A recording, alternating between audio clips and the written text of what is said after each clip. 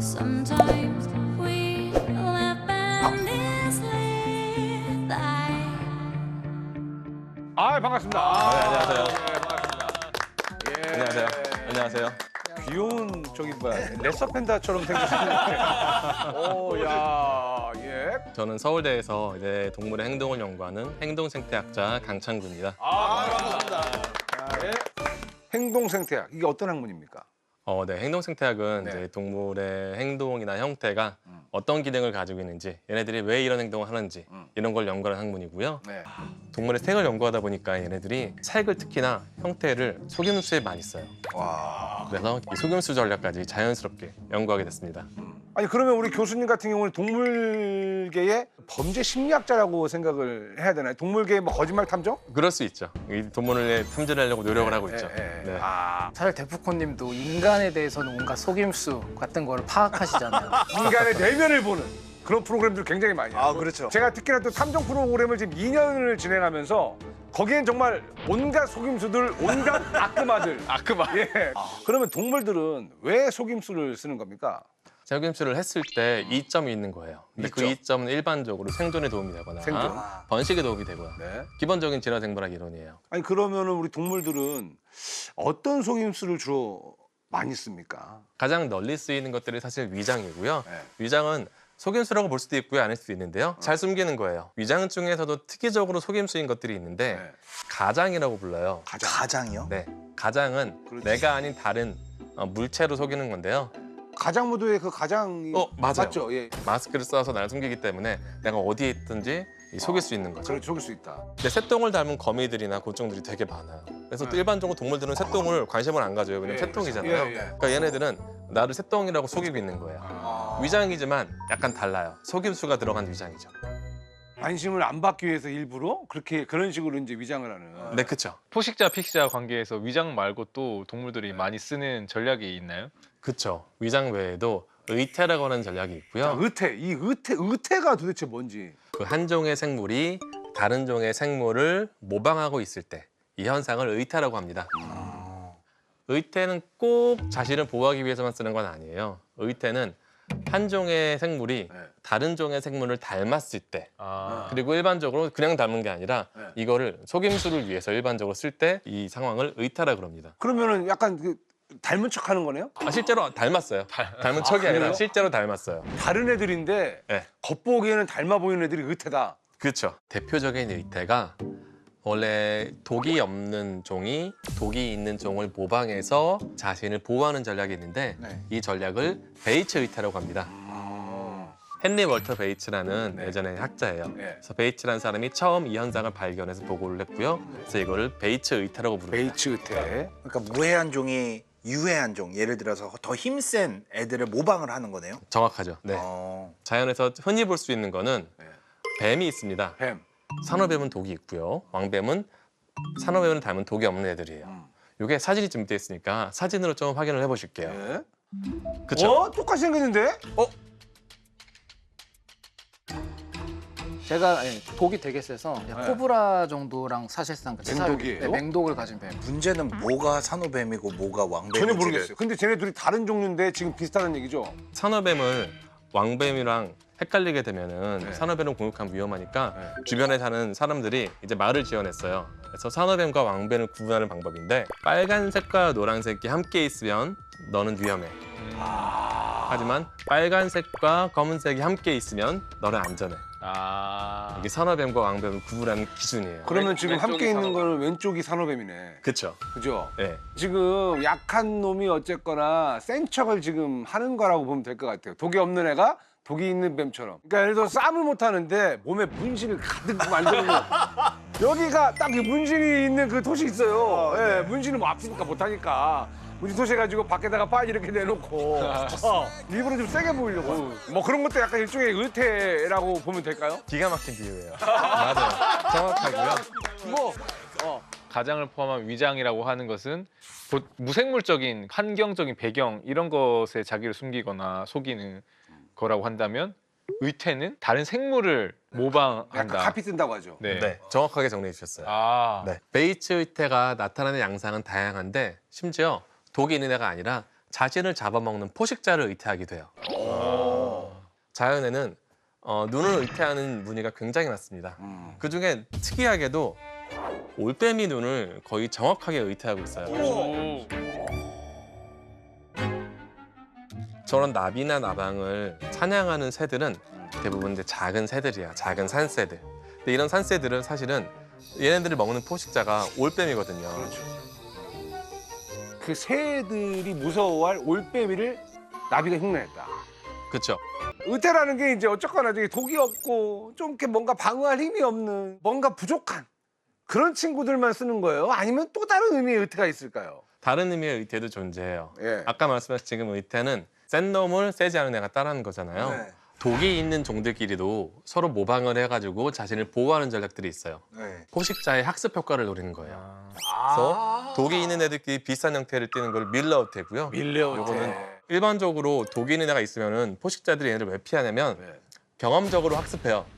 먹어보고 얘 독이 있네. 맛이 없어. 한번 학습하고 나면은 얘랑 비슷한 애들 안 먹는 거예요. 네. 포식자가 한 종에 대해서 학습하게 되면은 이거는 비슷하게 생긴 다른 종도 회피하게 되는 거죠. 프리츠 밀러라는 또 학자가 이 현상을 처음 발견해가지고 이렇게 밀러 의태라는 이름이 붙었죠. 뭐 약간 그센 모임. 쟤네들은 쟤네들끼리 그쵸. 뭉쳐 있다. 맞아요. 그런 게 이제 밀러 의태. 베이츠도 그렇고 밀러도 그렇고 의태를 처음 연구를 시작했던 거는 나비에서 시작을 했어요. 나비요. 그래서 나비의 예시를 보시면 똑같이 생겼죠. 그럼 얘네는 둘 다 독이 있는 거예요? 둘 다 독이 있습니다. 어떤 독이 있는 거예요? 이게 제왕나비는 보통 그 카르데놀라이드라고 강심 배당체 물질이 있어서 먹으면은 보통 동물은 토를 할 거예요. 그리고 뭐 총독나비 같은 것도 이제 살리실레이트계 물질이 있어서 이것도 구토거든요. 사실 특히 새가 얘네를 먹으면 공통적인 반응으로 구토를 일으키고 또 보통 구토를 일으켜야지 얘네들이 먹으면 안 된다를 보통 왜 죽으면 안 돼요. 다음에 안 학습을 먹어야지. 시키려면 내가 살아있는 채로 고통을 느껴야 학습이 되잖아요. 저걸 보면서 궁금해진 게 사실 닮은 게 그냥 조상을 공유해서 네. 상동이어서 그런 걸 수도 있잖아요. 그럴 수도 있죠. 일반적으로 의태는 완전히 그러니까 조상으로부터 비슷한 걸 물려받은 애들이 아니라 완전히 먼 애들만 의태라고 구분을 해요. 그러면 네. 지금 제왕나비랑 총독나비 같은 경우에는 사실은 진화적으로 관계가 먼 친척들인 거예요? 네, 쟤는 남이에요. 자기를 지키기 위해 가지고 속임수를 쓰고 있다. 나는 뭐 그런 얘기지 않습니까? 제가 진행하는 이제 그 탐정 방송에서는 사실 몰래 빨대 꽂고. 등쳐먹고 재산을 뺏고 배신하고 아주 그냥 아수라장이거든요. 네. 동물계 이야기를 들어보니까 동물계는 그나마 조금 인간계보다는 많이 양호한 것 같다라는 생각이 들거든요. 우리 교수님은 어떻게 생각하십니까? 지금까지 제가 얘기한 것들은 사실은 일부분이에요. 야, 일부예요? 귀여운 겁니까? 지금까지는? 상대적으로 귀엽죠. 왜냐면 나를 지키기 위해 하는 거니까. 근데 네. 자기를 지키는 게 아니라 네. 남을 먹기 위해 이제 나옵니까? 의태도 있습니다. 남을 해치기 위한 의태도 있다. 그렇죠. 그 중에서 가장 충격적이라고 할 수 있는 게 예. 인간도 마찬가지로 이제 상대를 꼬셔야 되잖아요. 네. 일반적으로 이제 자연계에서는 암컷들이 선택을 하고 수컷들이 암컷에게 이제 구애를 방동을 합니다. 그렇죠. 그랬을 때 반딧불이 좋아하시나요? 예, 빛나는 별인 줄 알았어요. 나는 반딧불이가 왜 빛을 내는지 아세요? 후회잖아요. 맞아요. 예. 구애도 있고요. 네. 자기 종의 신호기도 해요. 네. 종마다 이 내는 이 깜빡이네. 발광 깜빡이 빈도수랑 세기가 달라요. 와, 그래서 이게 진짜? 서로 종을 인식하게 되고요. 예. 보통은 수컷이 발광하는데 암컷이 발광하는 애들도 있어요.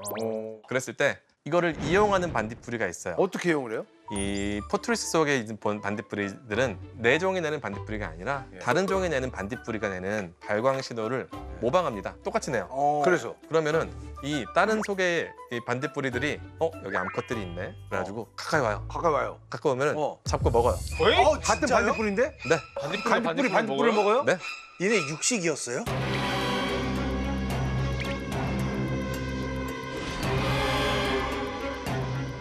그래서 이 반딧불이 종을 판무파탈 반딧불이라 불렀어요. 다른 종의 수컷들을 유인해가지고 잡아먹네. 네, 꼬셔서 잡아먹는 거죠. 그럼 이거는 약간 로맨스 스캠 아닙니까?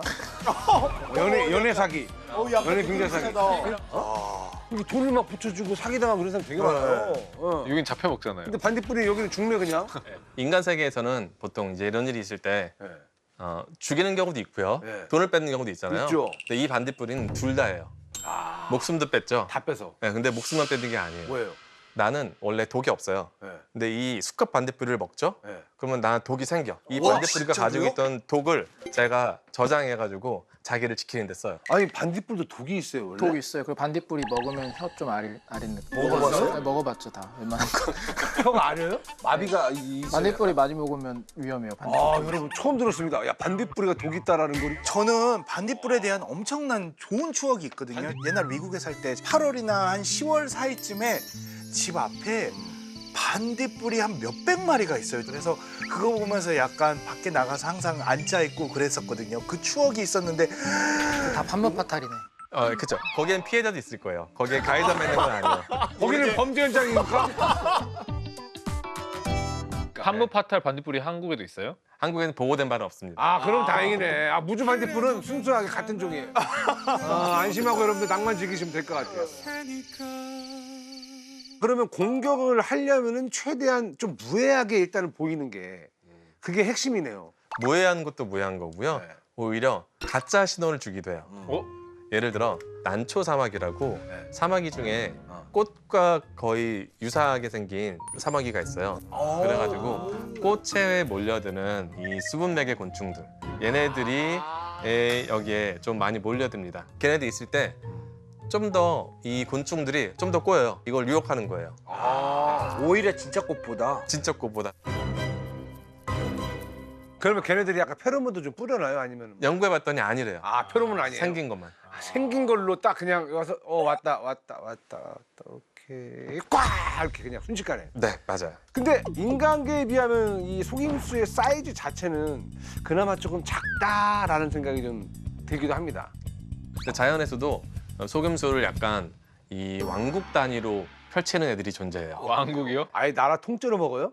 나라라고 볼 수 있죠. 가시개미라고 하는 개미가 있어요. 이 여왕들은 좀 독특해요. 자기가 힘들어서 땅 파고 자기 왕국을 만드는 게 아니라 요 일본 왕개미라고 하는 개미들이 있는데 이 개미들 굴에 침투해가요. 근데 이 침투해가는 과정에서 의태가 굉장히 중요해요. 당연히 일본 왕개미는 가시개미 안 좋아합니다. 그러니까 당연히 다른 종이 오면 공격하려고 하겠죠. 네. 근데 맨 처음에 얘네들이 하는 일은 먼저 근처에 돌아다니는 일꾼 개미를 노려요.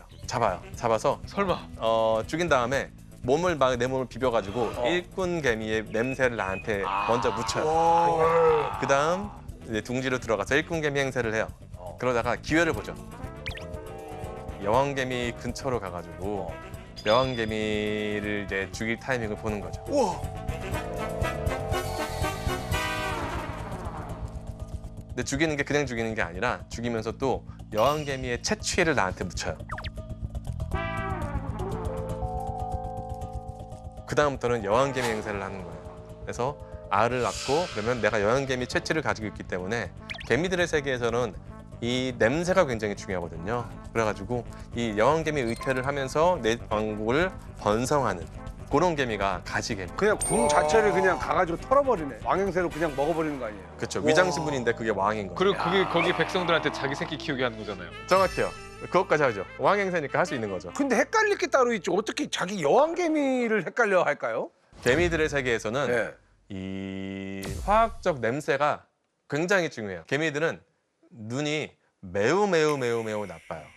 그래가지고 거의 물체가 오네, 가네 그 정도밖에 못 그 보고요. 정도. 그래서 냄새가 거의 대부분의 의사소통에 쓰입니다. 그래서 이 냄새를 속일 수 있으면은 개미를 속일 수 있는 거예요. 개미가 페로몬이고 향이라고 우리가 자꾸 느끼니까 굉장히 가볍고 작은 뭐 거의 뭐 손잡았을 때 향 묻는 정도로 생각하지만 네, 네. 보통 개미들은 탄화수소 물질로 된 큐티클이라는 걸 큐티클? 덮여 있어요. 어떤 물질인데? 이게 그 지질 성분들이 되게 복잡하게 있어서 그러다 보니까 어떤 물질이 얼마나 많고 적고로 같은 종인데도 집단마다 냄새가 다르고 그래서 몸을 막 비벼서 이걸 자기 몸에 완전 거의 코팅을 해요. 분장을 아주 두껍게 하는 것처럼 코팅을 하다 보니까 이게 좀 지난다고 날아가는 게 아니라 그대로 살 수가 있어요. 겉에 아예 입어버리는 거죠. 냄새나는 옷이네, 물질 옷. 자체로. 와. 이거 페로몬만 훔치면은 언제든지 왕 될 수 있는 거 아닙니까? 개미들이 네. 페로몬으로 워낙 의존하기 때문에 네. 이 개미를 이렇게 뭔가 이용하는 어. 이런 곤충들이 되게 많아요. 아 그래요? 아 진짜요? 나비들도 있고요. 네. 진짜 나비가요? 네. 근데 원래 나비애벌레들은 개미가 천적이에요. 개미들이 원래 나비애벌레를 엄청 잘 먹거든요. 근데 얘는 달라요. 나비애벌레가 잎에서 툭 떨어져요. 떨어지면은 개미가 주워가요. 주워간 다음에 먹이통에 갖다 놓는 게 아니라 바로 새끼 키우는 곳에 내려가요. 닮아서 게 비슷해요. 알이. 생긴 거는 완전히 다르게 생겼어요. 다른데. 근데 개미는 몰라요. 눈이 워낙 나쁘기 때문에. 아, 그래가지고 새끼를 키우듯이 이 나비애벌레를 정성스럽게 키워줍니다.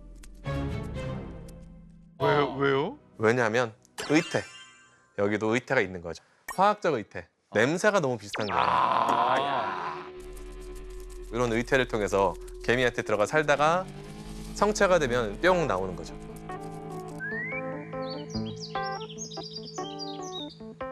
그럼 걔는 자체적으로 만드는 거예요? 그 그쵸. 페로몬을? 페로몬을 자체적으로 만들죠. 원래 그 개미랑 비슷한 그러면 페로몬. 신분을 속이고 가짜로 입양돼가지고 거기에서 이제 아예 그냥 재산을 상속받는. 상속도 받고요. 거기 개미 알도 먹기도 해요. 어떤 종은. 개미들이 주는 것도 당연히 먹고요. 개미 알도 대박이다. 먹고요. 와, 그 드라마에 나오잖아요. 그러니까요. 싹 들어가가지고 가장 입양돼가지고 결국에 그 집 다 털어먹는. 이런 게 되게 많아요. 개미가 약간 너무 수도 많고 하다 보니까 일종의 그 생태계에서는 개별로는 약간 호구 역할을 좀 그러니까 이게 개미가 제일 불쌍한 것 같아요. 그냥 호구도 아니고 상호구야. 야, 뭐 집도 뺏겨, 다 뺏겨, 알도 뺏겨, 그러니까요. 몸도 뺏겨. 개미한테 그래도 복수해주는 애들이 있어요. 뭐냐면 네. 말벌 중에서 이 애벌레에 기생하는 애들이 있어요. 기생벌. 네. 근데 얘는 문제가 있어요. 애벌레가 지금 밖에 없고 개미 둥지 안에 있잖아요. 그러면 개미의 방어를 뚫고 들어가서 기생을 해야 되는 거예요. 그래가지고 이 말벌들은 어떻게 하냐면 개미 집에 들어가요. 들어가고요. 말벌이? 네. 당연히 개미들이 공격하고요. 뚜벅뚜벅 근데 그랬을 들어가요. 들어가. 때 이제 또 개미를 교란시키는 물질을 확 내요. 페로몬. 그러면은 개미들이 갑자기 서로 공격하기 시작해요. 대혼란이 오는 거예요. 개미 또 집에. 개미가 복수해 주는 게 아닌 것 같은데.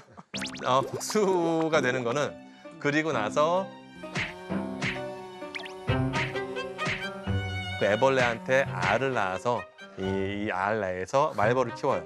그래서 애벌레에 기생하는 애벌레를 혼내주죠. 아니 불난 집에 불 붙는 거 아닙니까 지금? 약간 벤치 클리어를 시켜놓고 감독 공격하러 가는 그런 그러니까 느낌인데. 나는 그 복수라 그래가지고 말벌이 그래도 이 개미한테는 그래도 좀 도움이 되나 싶었는데 그게 아니라 그냥 지도 갖다가 새끼 넣으려고 입양시키려고 입주시키려고. 맞아요. 그렇죠. 개미한테 속는 곤충도 있어요?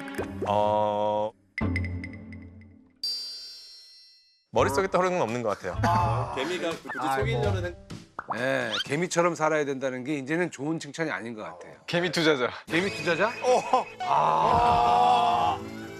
지금 매기는 거예요? 아니요. 저도 나도 개미야. 저도. 그러니까 이 개미 이야기도 충격인데 반딧불 이야기도 충격이고 오늘 진짜 많이 건져갑니다.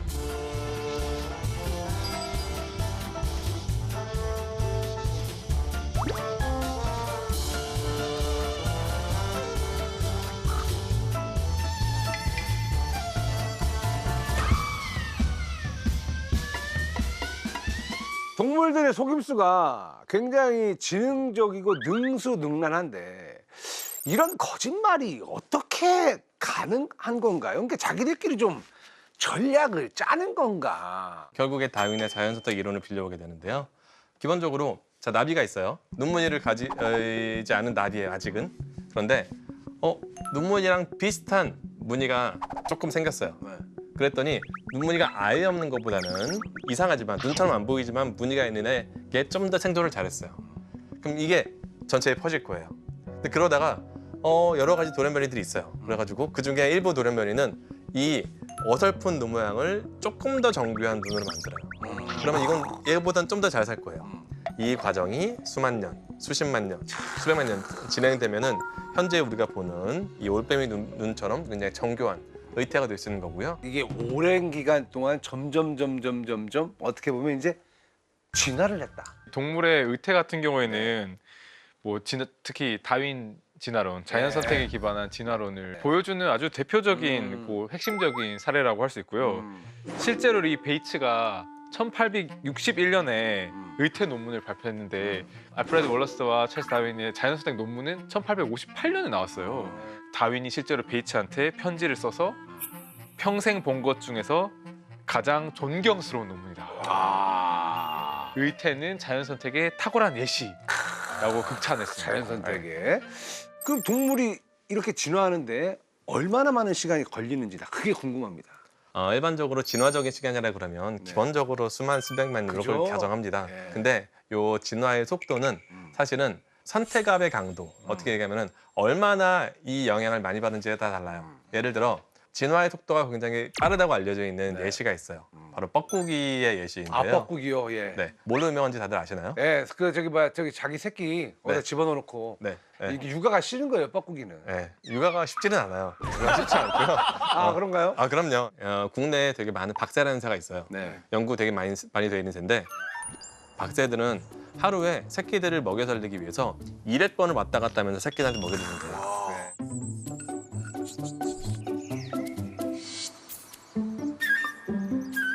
에너지를 쓰는 측면에서 그리고 새들의 감정은 모르겠지만 감정 소모의 측면에서 육아는 굉장히 고된 작업이고요. 네. 그랬을 때 뻐꾸기는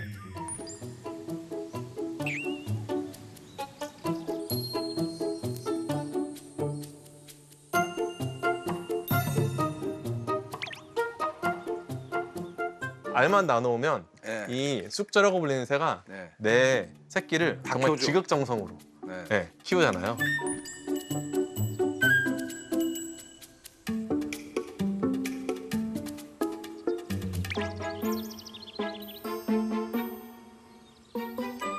얍삽해요, 뻐꾸기. 그렇죠. 예. 근데 문제는 뻐꾸기 새끼들이 네. 혼자 알마면 그냥 크는 게 아니라 숙주 내에 있는 다른 새끼들을 전부 다 죽여요.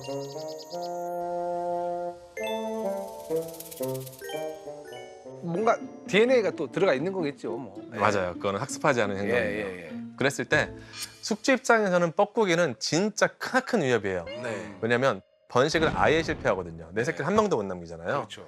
이 선택압이라는 게 굉장히 큰 거예요. 그래가지고 뻐꾸기에 대한 방어 전략들은 굉장히 빠른 시간 내에 진화했어요. 네.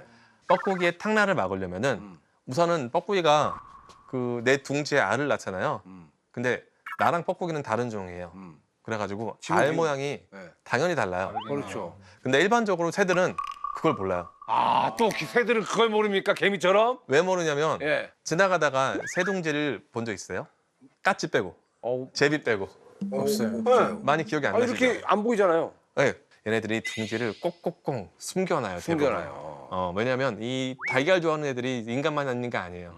그래가지고 기본적으로 많은 새들이 포식자로부터 자신을 보호하기 위해서 둥지를 숨겨놓는데 여기 이렇게 꽁꽁 숨겨놓은 둥지에 알이 있으면은 원래 내 거예요. 알을 구분할 필요가 없어요. 근데 뻐꾸기들이 하도 새끼를 키우기 위해서 탕란을 하니까 예. 이 뻐꾸기 알과 내 알을 구분하는 능력이 생겼어요. 그래가지고 뻐꾸기에게 많이 시달린 숙주들은 뻐꾸기 알이 보이면 관찰해요. 달라요. 그러면은 바로 깨버리고 버립니다. 먹어요. 뻐꾸기는 이제 큰일 났어요. 내가 번식을 해야 되는데 내가 둥지 짓는 능력은 진작에 잃어버렸어요. 애들 키울 수는 양육 능력은 없고. 없죠. 둥지를 못 짓는데 어떻게 키우겠어요. 그러니까 약간 책임 없는 쾌락을 즐기는 것 같아요, 뻐꾸기는. 네. 참고로 책임이 아예 없진 않아요. 아, 그래요? 왜냐면 알을 낳고 성체가 될 때까지 봐요.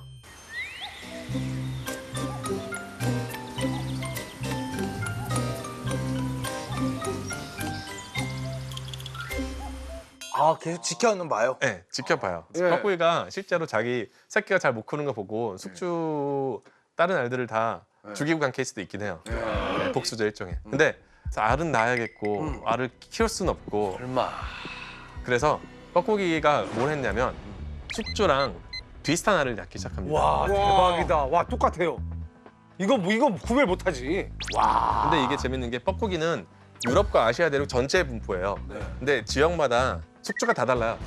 그 말은 알 모양이 다 달라요. 근데 지역마다 숙주의 알 모양을 뻐꾸기가 똑같이 따라가요. 그럼 같은 뻐꾸기인데도 다른 모양의 알을 낳는 기가 거예요? 막히네. 네네, 같은 종이에요. 이렇게 되면 숙주종은 이제 어떻게 해요? 또 숙주들이 또 방어를 합니다. 어떻게 해요? 알을 깨고 나면은 새끼 모양이 달라요. 다른 종이잖아요. 그래가지고 새끼 모양도 원래 구분 못 하는데요. 뻐꾸기에게 많이 당한 애들은 새끼들을 구분하기 시작했어요. 그래서 새끼가 태어난 이후에 뻐꾸기 새끼를 착 캐치해가지고 바로 버립니다. 그러니까 뻐꾸기들은 또 문제가 생겨요. 알을 비슷하게 하니까 이 새끼를 버리네. 그러니까 뻐꾸기들이 또 어떤 거를 진화했냐면 이제 알만 비슷한 게 아니에요. 자, 둘 중에 어떤 게 뻐꾸기 새끼일까요? 몰라요. 모르죠. 똑같이 생겼는데요? 네, 왼쪽이 뻐꾸기고요, 오른쪽이 숙주예요. 그래서 숙주의 새끼와 형태가 비슷하게 됐어요. 저렇게 돼버렸다고요? 네. 야, 이거 뭐지? 그러니까 뻐꾸기들끼리 매일매일 이렇게 물 떠놓고 기도하나? 이걸 뭐 어떻게 설명해야 되죠, 여러분들? 왜냐면 처음부터 출발이 그게 아니었는데. 그렇죠.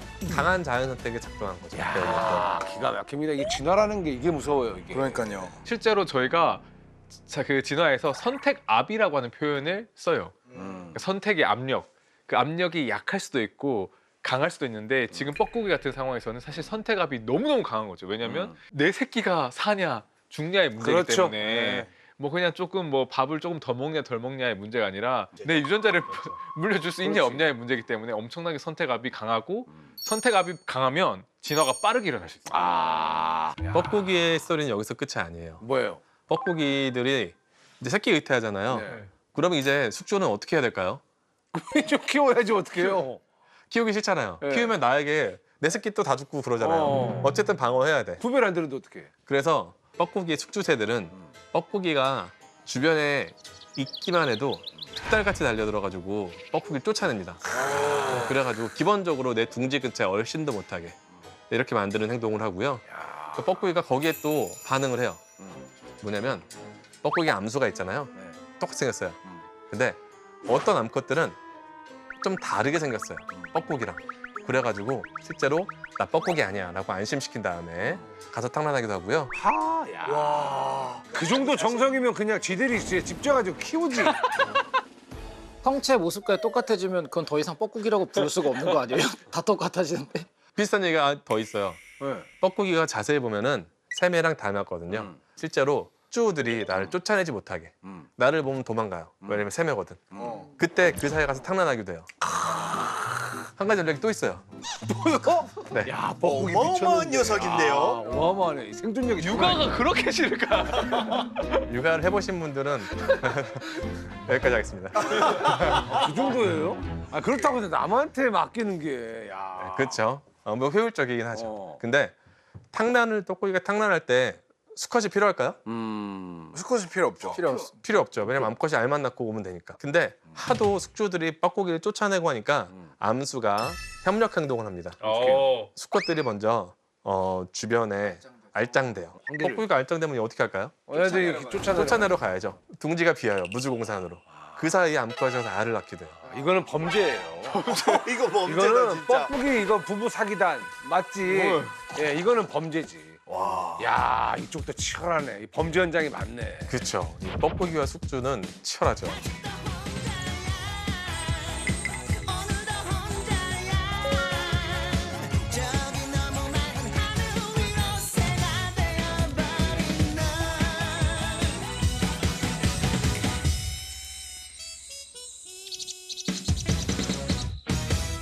일반적인 진화적인 시간이 막 수천만 년에서 뭐 이렇게 거슬러 간다면 요거는 한 수만 년 추정치예요. 그래서 저희가 이런 상황을 표현하는 그 용어가 있는데요. 붉은 여왕 가설이라고도 얘기를 하는데 이상한 나라 앨리스에 나오는 캐릭터 중 한 명이거든요.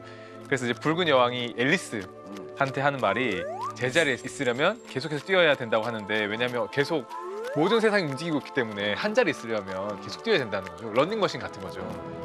근데 그런 상황을 이제 이 진화적으로 서로 이렇게 계속해서 말하자면 공진화라고 해야 되는 거죠. 한쪽이 진화하면 작용 반작용의 법칙처럼 다른 한쪽도 진화를 해야 되고 그렇게 해야 되는 상황을 붉은 여왕 가설에서 얘기를 하고 군비 경쟁이라는 표현도 많이 써요. 군비 경쟁. 네, 왜냐면 한쪽에서 뭐 공격력을 강화하면 다른 한쪽에서도 방어를 또 강화해야 되고 네. 방어력이 강화되면 여기서 가만히 못 있죠.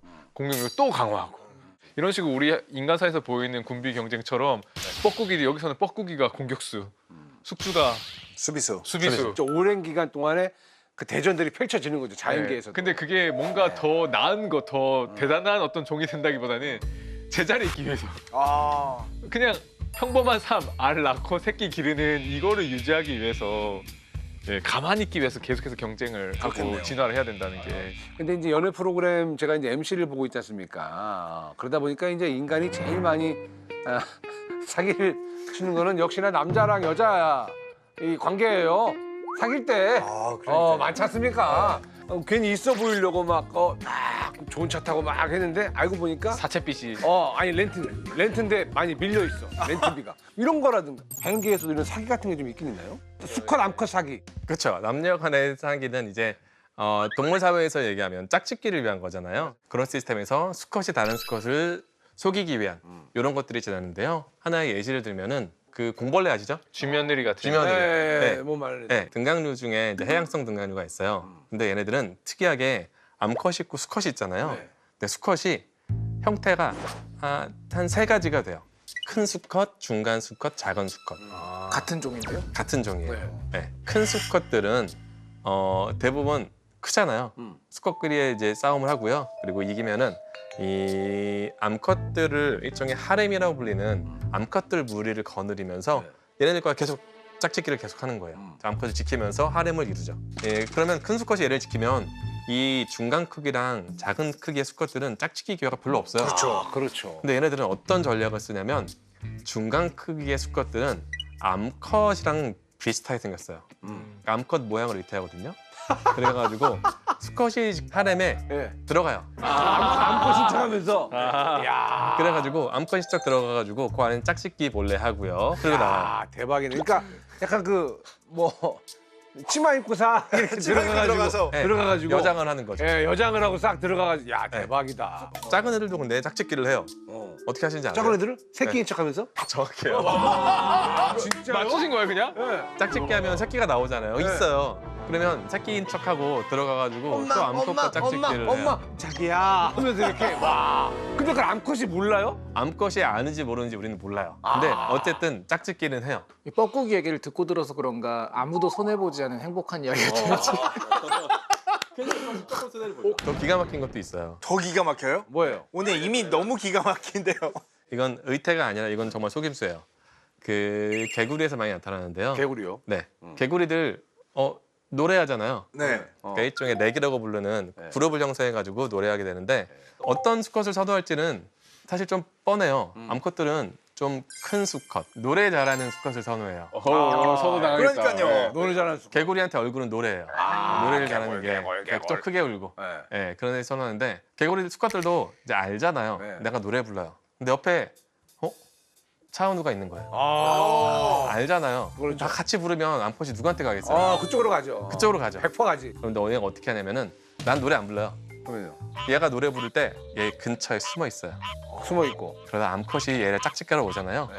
그러면은 그 사이에 암컷한테 가가지고 짝짓기를 하고 그제서야 울기 시작하면서 이제까지 마치 내가 울었던 것 마냥 암컷을 속여가지고 야, 짝짓기를 해요. 스틸을 해요. 야. 그 위성 전략이라 부르는데 와. 상대적으로 되게 많아요. 이게 잘난 애가 다 만들어놨는데 기다림의 미학이 있는 거죠. 뒤에서 있다가 조용히 가가지고 이제 어떻게 보면은 이제 진짜 그 인기 얻어타는 네. 인간계랑은 다르네. 인간계는 쉴 새 없이 재밌게 해줬는데 결국엔 조용히 가만히 무게 잡고 있던 애한테 여자가 간단 말이에요.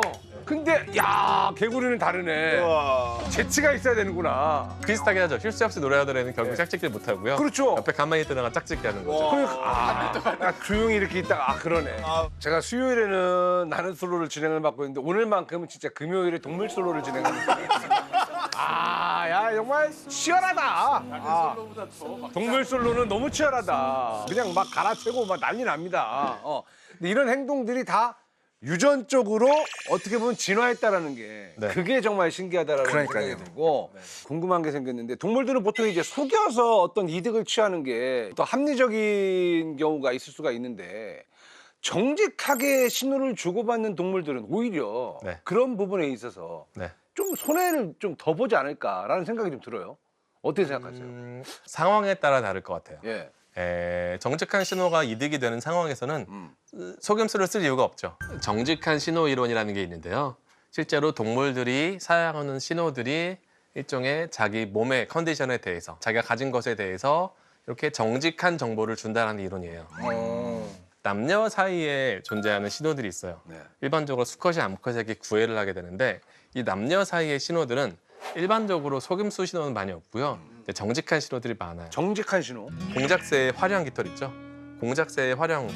좀 덜 화려한 애도 있고요. 더 화려한 애도 있어요. 내 몸의 퀄리티에서는 더 화려할 수가 없는 거예요. 그래서 기본적으로 암수 사이에서는 일반적으로 나타내는 신호들, 구의 신호들은 정직한 신호일 가능성이 매우 높아요. 항상 속임수만 있는 건 아니에요. 정직해야 될 때는 또 정직해야 된다. 네, 그래야 먹힌다. 정직할 그래야 수밖에 마음을- 없는 거죠. 예. 그러니까 흥미로운 것은 속임수를 쓰는 것도 유리할 수 있지만 자연계, 동물계에서는 정직한 것도 어떻게 보면 유리하기 때문에 선택될 수 있다는 거잖아요. 네. 근데 사회적으로는 정직이 강요되기도 해요. 사회적 동물들은 이 사회 안에서 있을 때 다른 개체와 정직하게 의사소통을 해야 돼요. 속임수를 쓰게 되면은 신뢰관계가 깨지기 때문에 정직한 신호가 강요가 되고요. 그래서 사회성을 가지는 동물들이 많은데 그러니까 유럽에 있는 말벌, 유럽 말벌 얘기를 할게요. 얘네들은 말벌 내에 일종의 계급이 있어요. 계급이 어떻게 알게 되냐면 머리판이 있어요. 머리판이 노란데 거기 검은색 무늬도 있어요. 검은색 무늬가 크면 높은 계급이고요. 작으면 낮은 계급이에요. 그게 계급표네요. 일반적으로 싸움 능력이 비례해요. 그랬을 때 이게 신호를 작동해가지고 실제로 먹이를 먹을 때나 물을 먹을 때나 이런 우위를 아, 위계가 있어요? 위계가 있죠. 그러면 연구자들이 실험을 한 거예요. 이게 정직한 신호라면 이거를 바꾸면 어떨까? 예를 들어 별로 못 싸우는 애한테 갑자기 크게 그래가지고. 크게 그린 거예요. 연구자들이 하는 짓이 이래요. 그래가지고 그래서 실제로 다른 개체들의 행동을 봤더니 네. 얘가 이게 커졌다고 속임수를 쓴 거잖아요. 그러면 개체들이 이걸 눈치챘어요. 그러면은 이 무늬에 상관없이 그냥 무늬 작은 애 취급을 받아야 돼요. 근데 그게 아니라 얘네들이 더 혼내요. 너 어딜 감히 속이냐 그래서 더 괴롭히고 더 혼내요. 아 진짜로요? 이 사회적인 곤충 세계에서는 이 처벌 시스템이 있는 경우가 되게 많아요. 근데 그 실험에서 처벌당한 애는 너무 억울하겠다. 사실 생물학자들이 실험하는 모든 동물들은 다 억울합니다. 억울 안 할 수가 없어요. 네. 근데 인간이랑 비슷한 거네요. 사실 우리가 뭐 가벼운 장난 같은 거는 유해성이 낮거나 없으니까 우리가 용납을 하지만 네. 이런 단체나 사회 유해성이 있으면 처벌을 하잖아요. 결국엔 다 같은 식으로 작동한다고도 볼 수 있겠네요. 인류의 행동과 크게 다르지 않죠. 다르지 않죠. 네.